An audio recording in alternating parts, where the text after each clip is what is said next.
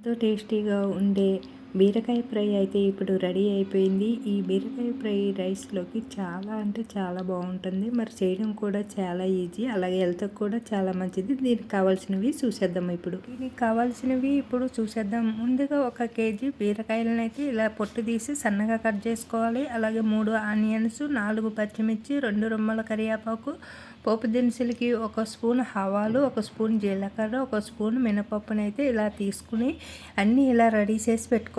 ఆనియన్స్ని అలాగే బీరకాయ పై పొట్టు తీసేసి ఇలా సన్నగా కట్ చేసుకుని అన్నీ రెడీ చేసి పెట్టుకున్న తర్వాత ఇప్పుడు తయారు చేసే విధానాన్ని చూసేద్దాం.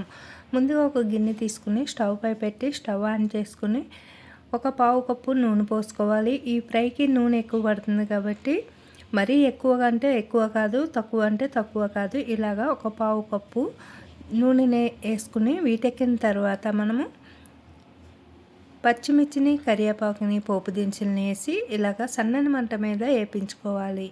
ఇక్కడ చూపిస్తున్న విధంగా. ఇంకా ఫ్రైలు అనేటప్పటికి కాస్త నూనె ఎక్కువే పడుతుంది కదండి. ఇంకా మీకు ఎంత నూనె అవసరం లేదనుకుంటే కాస్త నూనెని తీసేసుకోండి, తక్కువ వేసుకోండి. మీరు నూనె తినేదాన్ని పెట్టి వేసుకోండి. అలాగే ఇప్పుడు పోపు దినుసులు వేగిపోయిన తర్వాత సన్నగా కట్ చేసుకున్న ఉల్లిపాయ ముక్కలను కూడా వేసి వేయించుకుందాము. చూడండి, ఇప్పుడు ఉల్లిపాయ ముక్కలను కూడా సన్నని మంట మీద దూరగా వేయించుకుందాము.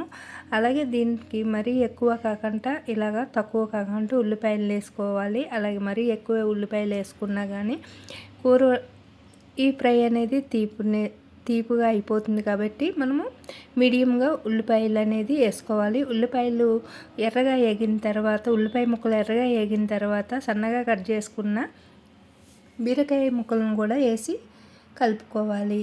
చూడండి, మనకి బీరకాయలోని వాటర్ శాతం ఎక్కువ ఉంటుంది కాబట్టి కర్రీ కానీ ఇలా ఫ్రై కానీ ఎంత అవ్వదు. దీంట్లో వాటర్ అంతా ఇంకిపోయేటంత వరకు మనము ఫ్రై చేసుకోవాలి. ఇలాగంతా కలిసేటట్టు ఈక్వల్గా ఉల్లిపాయ ముక్కల్ని అలాగే బీరకాయ ముక్కల్ని అంతా కలిసేటట్టు కలుపుకున్న తర్వాత మూత పెట్టి 1 నిమిషము అలా ఉంచేయాలి. అప్పుడు మనకి వాటర్ అనేది వస్తుంది. చూడండి, 1 నిమిషం తర్వాత మూత తీసి చూస్తే ఇలా వాటర్ అనేది పైకి తెలుతుంది కదా. ఇప్పుడు మళ్ళీ ఒకసారి అంతా బాగా కలిసేటట్టు ఇలాగా కలిపేసుకోవాలి. ఇలా కలుపుకున్న తర్వాత మనకి పావు స్పూను పసుపు వేసుకొని అలాగే 1 అర స్పూను సాల్ట్ కూడా వేసుకుందాము. ఇంకొక 1 స్పూను సాల్ట్ లాస్ట్లో వేసుకుందాము. ఇప్పుడైతే 1 అర స్పూను సాల్ట్ వేసుకున్నాం కదా, చిటికెడు పసుపుని ఇదంతా కూడా కలిసేటట్టు బాగా కలిపి మళ్ళీ మూత పెట్టుకుని సన్నని మంట మీద అలానే మగ్గనివ్వాలి. ఇలా సన్నని మంట మీద మగ్గడం వల్ల మనకి దీంట్లో ఉన్న వాటర్ అంతా మనకి బయటకు వస్తుంది. ఆ వాటర్తో పాటు మనకి ఈ ముక్కలు అనేది ఫ్రై అయిపోతాయి అన్నమాట. చూడండి, మళ్ళీ 1 నిమిషం తర్వాత మూత తీసి ఇలాగా మళ్ళీ అంతా కలిసేటట్టు కలుపుకోవాలి. చూసారా, ఇలాగా ఈ సన్నని మంట మీద మనకి అంతా ఫ్రై అయ్యేటట్టు చూసుకోవాలి. ఇప్పుడు మనకి దీంట్లోకి సరిపడా ఇది ఏగిపోయింది అని మీకు అనిపిస్తే కారము, సాల్ట్ అనేది వేసేసుకోండి మళ్ళీని.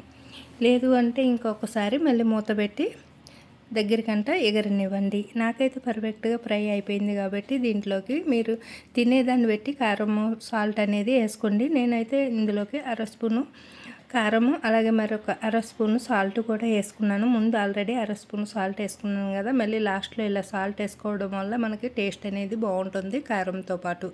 ఇప్పుడు అంతా బాగా కలిసేటట్టు కలుపుకొని బాగా ఫ్రై చేసుకోవాలి. ఇది ముక్కలంతా పీల్చుకునేటంత వరకు కారము, సాల్ట్ పీల్చుకునేటంత వరకు ఫ్రై చేసుకోవాలి. చూసారా, ఇప్పుడైతే రెడీ అయిపోయింది కదా. ఇలా దింపేసుకుని ఇది రైస్లోకి వేసుకుని తింటే చాలా అంటే చాలా టేస్టీగా ఉంటుంది. హెల్త్కి కూడా చాలా మంచిది. మరి వీడియో నచ్చితే లైక్ చేయండి, షేర్ చేయండి, మన ఛానల్ని సబ్స్క్రైబ్ చేసుకోండి.